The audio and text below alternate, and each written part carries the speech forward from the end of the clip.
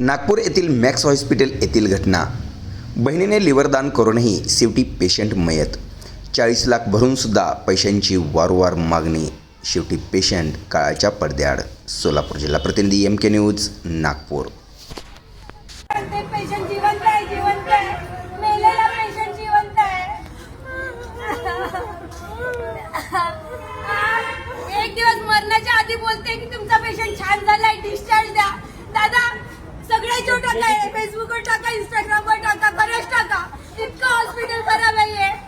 मी एकूण एक गोष्ट सांगायला तयार आहे. पासून काय त्यांनी काउन्सिलिंग घेतलं आमच्या पैशासाठी. 40 लाख भरले आम्ही. 40 लाखाच्या वर आम्ही पैसे नाही देऊ शकलो. 40 लाखाच्या वर पैसे नाही दिले म्हणून त्यांनी म्हटलं आम्हाला बाहेरून आणा, बाहेरून मेडिसिन आणा. बाहेरून 6 लाखाची मेडिसिन आणली आम्ही.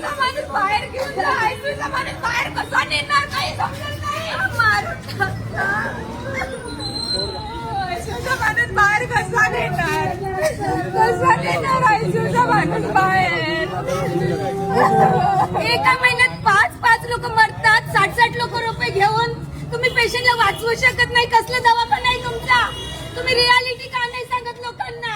आज 41 वर्षाचा माझा भाऊ मेलाय. घ्यायचंच कशाला? घ्यायचंच नाही. माझ्या बहिणीने लिव्हर दिलं, बोलले लिव्हर दिल्यावर तो जिवंत होणार. तिचं पण जीवन खराब केलं, याचं पण केलं. खोटं बोलले खोटं. पैसे 10 दिवसांनी मीटिंग, पैशाची मीटिंग. 10 दिवसांनी पैसे भरा, पैसे भरा. एका हप्त्यात 12 मुलं मेले तिथे, 12 जण मेले तिथे. एका हप्त्यात, फक्त एका हप्त्यात.